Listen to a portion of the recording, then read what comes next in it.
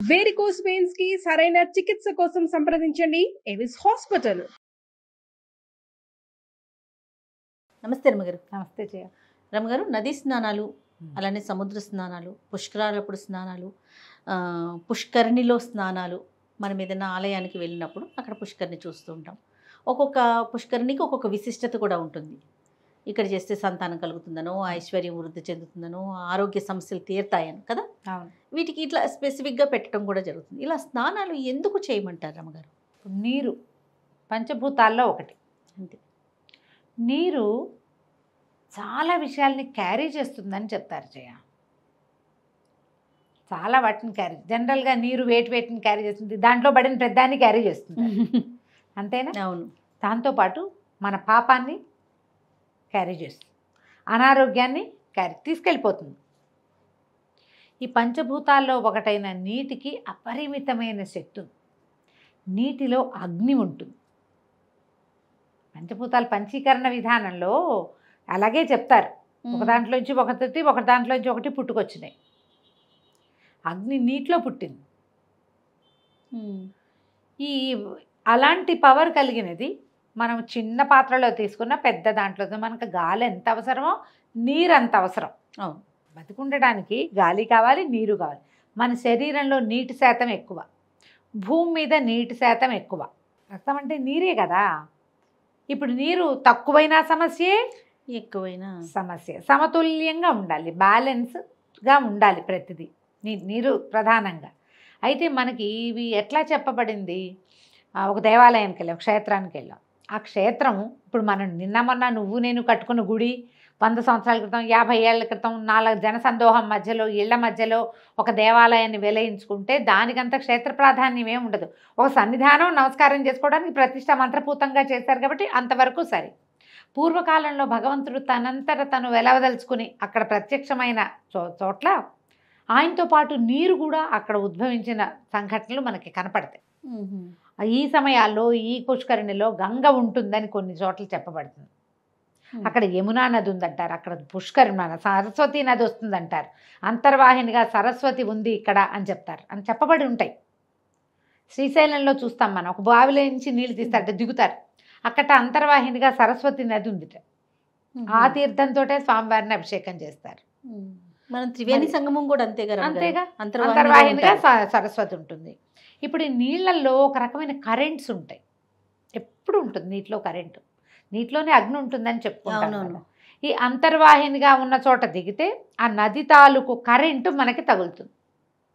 మన శరీరంలో కూడా కరెంటు ఉంది కాదు, ఉందా? అవునండి. ఈ శరీరపు కరెంటు నీళ్ళల్లో ఉన్న కరెంటు కలిస్తే శరీరం ఉత్తేజితం అవుతుంది, నరాలకి బలం వస్తుంది. అందుకని స్నానం తప్పకుండా చేయాలని చెప్తారు.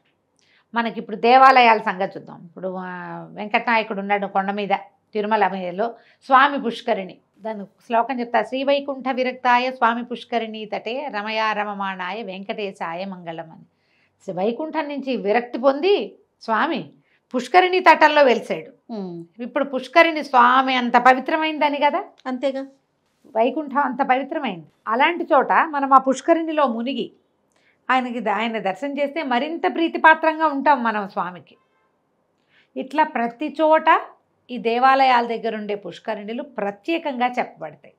మనమే తవ్విన కోనేరు గుండము వేరు, స్వయంగా వెలిసింది స్వామివారితో పాటే అమ్మవారితో పాటే వెలిసింది, లేదా ఎవరికైనా వరం ఇచ్చింది ఈ పుష్కరిణిలో స్నానం ఎక్కడ నాదు. తర్వాత ఋషులు మహర్షులు తపస్సు చేసిన స్థలాల్లో పుష్కరిణులు వెలిసినవి ఉంటాయి. కాబట్టి పుష్కరిణి ఇంపార్టెంట్. ఈ పుష్కరిణిలో ఉప్పు వేయండి, దీంట్లో బెల్లం వేయండి. తిరువళ్ళూరు వీరరాఘవ స్వామి దేవస్థానం దగ్గర నేను వెళ్ళాను కానీ ఆ పని చేయలేకపోయా. పెద్ద పుష్కరిణి ఉంది, బెల్లం వేస్తారమ్మా అని అడిగారు. బెల్లం ఎందుకు వేయటం అనుకున్నాను, నాకు తెలీదు. తర్వాత తెలుసుకున్నాను నేను, అక్కడ పుష్కరిణిలో బెల్లం వేస్తారు స్వామివారి ప్రీతికట. అక్కడ ఐతిహ్యం అలా ఉంది, మరి అది ముఖ్యమైన పనిగా చేసుకోవాలి. తర్వాత నదీ స్నానాలు, సముద్ర స్నానాలు తీసుకుందాం. నది అంటే ఏమీ లేదు, జీవం దాని నిండా ఉన్నదంతా జీవనది, అదేగా పాయింట్. ఈ నదులు ఎక్కడో పుడతాయి జయ. అవునండి. దాని ఆరిజిన్ చాలా చిన్న ప్లేస్లో కనపడుతుంది. ఒక మహత్తరమైన శక్తి ఏదో నీటి రూపంలో బయటకు వస్తుంది. నదులు ఎక్కడి నుంచి పుడతాయి, దానికి పుట్టడానికి ఒక ప్లేస్ ఉందంటే ఆ భూమిలో నుంచి వచ్చిందనే కదా అర్థం. పైనుంచి రాదు కదా నీరు, అవునవును. భూమిలో నుంచి వస్తుంది.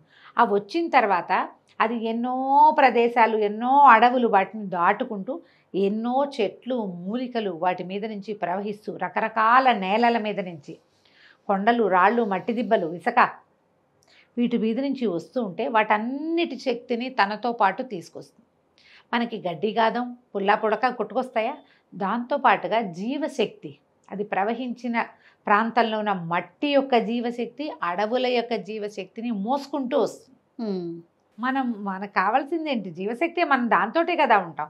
మనం ఆ నదిలో మునిగేసరికల్లా మన శరీరానికి కావలసిన నూతన ఉత్తేజాన్ని ఆ నది ఇస్తుంది.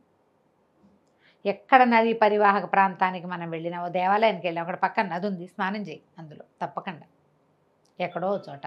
ఇప్పుడు ఈ ధర్మపురి వాటికి వెళ్తే, ఒక సంవత్సరం వెళ్ళాం ధర్మపురి, గోదావరి అక్కడెక్కడో ఉంది, ఇంతే ఉంది. కొంచెం నీళ్ళు ఎక్కువగా ఉన్నప్పుడు వెళ్తే బాగుంటుంది.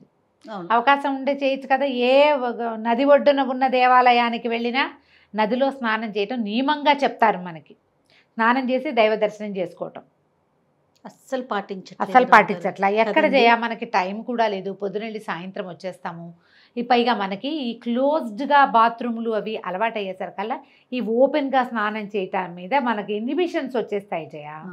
చెయ్యలేకపోతాం. అవునండి. కానీ పుష్కరాలు అప్పుడు చేస్తాం. పుష్కరాలు అప్పుడు చేయగలుగుతున్నాం, కానీ మామూలు దర్శనం అప్పుడు మాత్రం దర్శనం చేసుకొని వచ్చేస్తాం. ప్లస్ పాయింట్ ఏంటంటే, మనం చల్లగా నీళ్ళలోకి దిగితే పైకి చల్లగా, ఎంత చలిగా ఉన్నా నది లోపల వెచ్చగా ఉంటుంది. ఆ నీళ్ళలోకి దిగటం వల్ల ఏమవుతుంది, శరీరానికి కావలసిన నరాలకి సత్తు వస్తుంది. ముక్కు మూసుకొని 3 సార్లు మునిగామంటే, ముక్కు అందరు మునగలేరు, భలే భయపడతారు. దానికి ఒక టెక్నిక్ ఉంటుంది, బాగా గాలి తీసుకుని మునగాలి. అలాగే మునిగితే మునగలేము, కష్టం అవుతుంది. ఎందుకు? ప్రత్యేకంగా మనకి నరాలకి ఉత్తేజం కలగటం కోసమే. అందుకని నియమంగా కార్తీక మాసంలో నదీ స్నానం, మాఘంలో నదీ స్నానం, వైశాఖంలో నదీ స్నానం అని చెప్పారు. ప్రతిసారి నదీ స్నానం చెప్తారు. కార్తీకంలో నదీ స్నానం అద్భుతమైంది, ఫలితాన్ని ఇస్తుంది. కావేరీ స్నానం చేయమంటారు, అది మరీ మంచిది.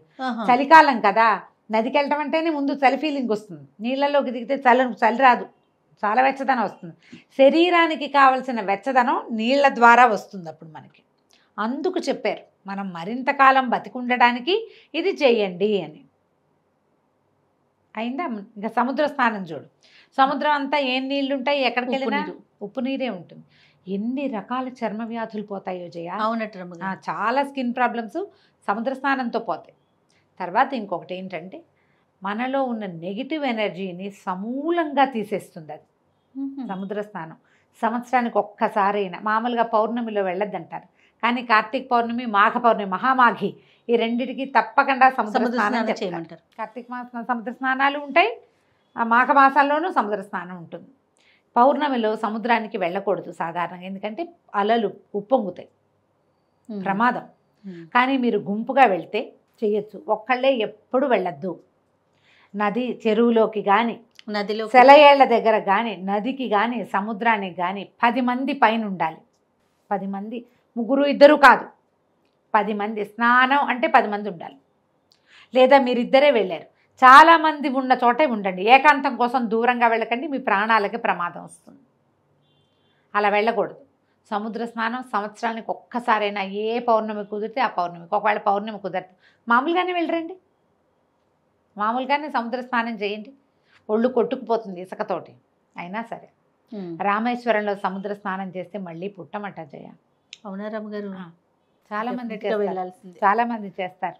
మరి ఏమో అలా చెప్తారు. రామేశ్వరంలో సముద్ర స్నానం చేసి అక్కడి నుంచి ఏవో బావులు ఉన్నాయి, అక్కడ 21 బావుల్లో స్నానం చేస్తే అవన్నీ కూడా మనకి ఉన్న ప్రాబ్లమ్స్, చాలా గ్రహదోషాలు, సమస్యలు తీరుతాయట. ఎక్కడా తీరని సమస్యలు ఇక్కడ తీరుతాయి. కొన్ని రకాల స్కిన్ డిసీజెస్ ఎంతమంది వేసినా తగ్గవు, సముద్ర స్నానం చేస్తే తగ్గుతాయి. స్కిన్ ప్రాబ్లమ్స్ పోతాయి, నెగిటివ్ ఫోర్సెస్ పోతాయి. మనకి ఏదైనా ఎక్కడైనా ఎవరి వల్ల అయినా అంటే స్ట్రక్ అయిపోతే అవి పోతాయి. మన మీద ఏదైనా ప్రయోగం జరిగిందని అనుమానం ఉంటే సముద్ర స్నానం చెప్తారు. చాలా నెగిటివ్ ఎనర్జీస్ని అది తీసేస్తుంది. అందుకని పెద్దవాళ్ళు చెప్తారమ్మా, మన పూర్వ ఋషులు పెట్టిన విధానాల్లో తప్పకుండా చేయాలని చెప్పినవన్నీ కూడా మానవుల జీవితానికి ఉపయోగపడేవి. కొన్ని మానసిక సమస్యలు పోతాయి స్నానాల వల్ల, శారీరక రుగ్మతలు తగ్గుతాయి, పాజిటివ్ ఎనర్జీ పెరుగుతుంది, శరీరానికి శక్తి వస్తుంది, ఒక ఆధ్యాత్మికమైన ధోరణి అలవడుతుంది మనకి. వీటన్నిటికీ ఇవన్నీ చెప్పబడ్డాయి. ఎవరు ఎక్కడ కుదిరితే అక్కడ నదీ స్నానమో సముద్ర స్నానమో చేసేయండి. తప్పకుండా ఏడాదికి ఒకసారి ఒక నది ఒకసారి సముద్ర స్నానం అని పెట్టుకోండి. ట్రిప్స్ వెళ్తున్నాం కదా మనం ఇప్పుడు, అవును. శుభ్రంగా వెళ్ళి మునగచ్చు ఎక్కడో చోట. ఈ మునిగేటప్పుడు మీరు ఏదో ఫ్యాన్సీగా చేస్తున్నామని కాకుండా ఇది ఋషి విధానంతో, ఋషిప్రోక్తమైన విధానము, ఆర్ష సాంప్రదాయము అన్న జ్ఞప్తితోటి చేస్తే మీకు కూడా కొంచెం ఆధ్యాత్మిక వికాసం కలుగుతుంది, స్పిరిచువల్ ఐడియాస్ పెరుగుతాయి. అంతే. తప్పకుండా. నమస్తే. నమస్తే.